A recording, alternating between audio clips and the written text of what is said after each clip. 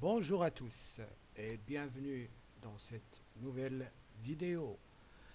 Aujourd'hui, on va parler de protection et sécurité du navigateur.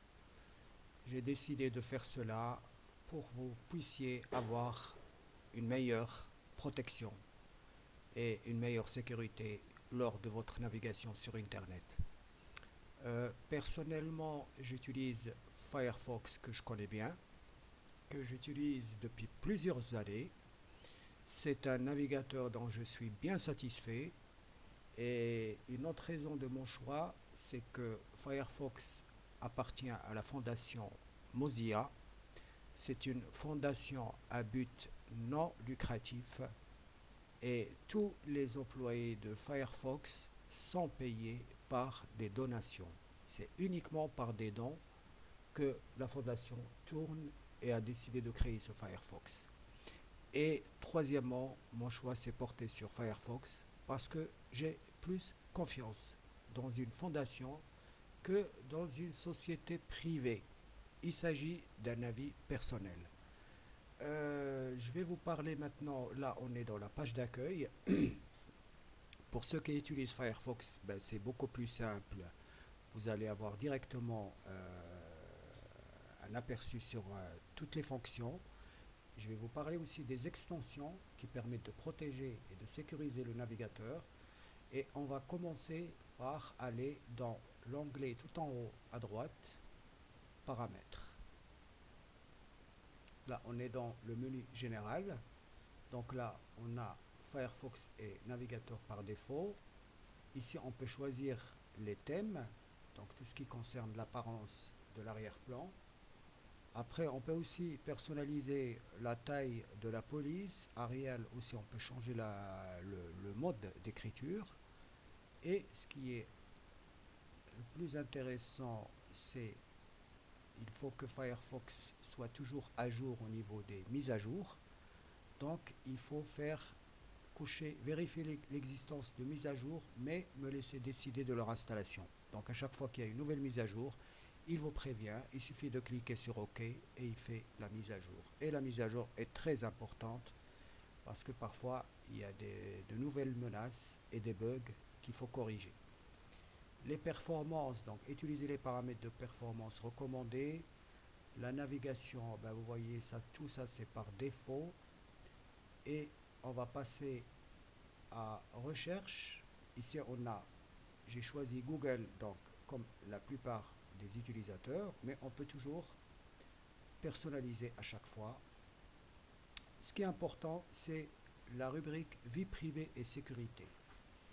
J'ai opté pour la, la fonction stricte, donc c'est une protection qui est renforcée contre des sites qui bloquent tout ce qui est tracker, réseaux sociaux, des cookies, etc., des mineurs de crypto-monnaies, des détecteurs d'empreintes numériques, pour tous ceux qui utilisent cela. Ici, il y a le standard et il y a le personnalisé. Moi, je conseille de mettre le strict. C'est le niveau le plus élevé. Ici, il faut cocher toujours, donc envoyer au site web un signal, ne pas me pister, indiquant qu'on ne souhaite pas être pisté. Par la suite, là, c'est important de cocher supprimer les cookies et les données des sites à la fermeture de Firefox. Ici, tout ce qui est identifiant et mot de passe, il vaut mieux qu'il ne soit pas enregistré et que ça reste dans l'historique. Donc vous ne proposez pas d'enregistrer, moi je vous conseille de faire afficher les alertes pour les mots de passe concernés par des fuites de données. En savoir plus.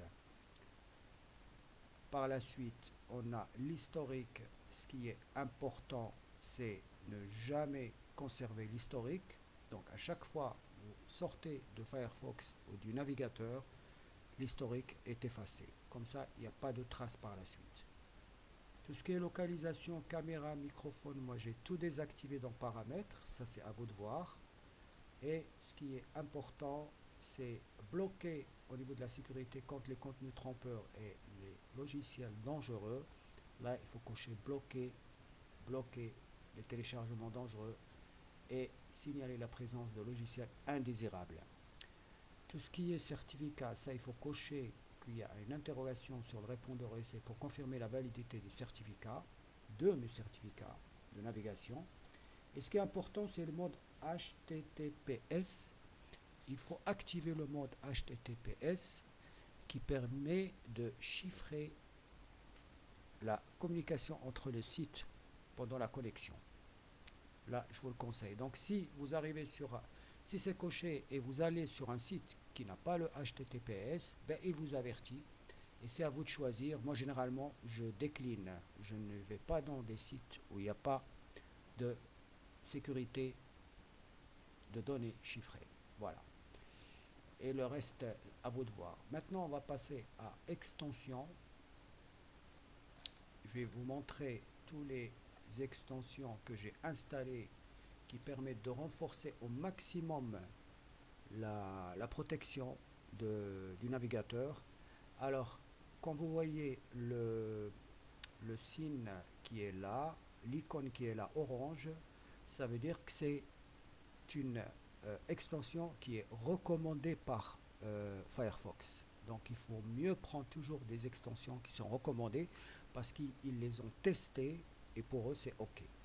Alors vous avez la Clear URL qui permet de retirer tout ce qui est espion au niveau des adresses internet. Vous avez un effaceur de cookies qui est assez costaud. Celui-là aussi, concernant les pistaches, c'est le Decentralize. Le Disconnect, donc ça permet d'activer la vitesse du navigateur un peu plus vite, avec plus de protection au niveau de la vie privée et plus de sécurité. Le Ghostery, que la plupart connaissent, donc c'est concernant blocage des publicités et protection de la vie privée. J'ai ajouté aussi le Malwarebytes. Pour certains qui connaissent, c'est un antivirus qui est reconnu. Et là, j'ai pris l'extension pour le navigateur qui est assez puissante aussi. Le Privacy Badger, ça aussi, qui permet de bloquer tout ce qui est traçage invisible. Et celui qui est aussi connu, c'est uBlock Origin. C'est aussi un bloqueur de nuisance efficace qui ménagera votre processeur. En tout cas, avec ces extensions, je n'ai aucune publicité qui s'affiche. J'ai un maximum de protection parce qu'aujourd'hui, il vaut mieux être protégé sur l'Internet parce qu'il y a de tout et il y a de rien. Enfin, surtout, il y a de tout. Hein. Voilà. Si vous utilisez un autre navigateur, ben, vous regardez les noms des extensions et vous allez les chercher. La plupart, ils doivent être sur Edge, sur Opera et sur Google Chrome. Voilà. Je conseille vivement d'utiliser Firefox, mais c'est à vous le choix. Merci de votre écoute. À bientôt.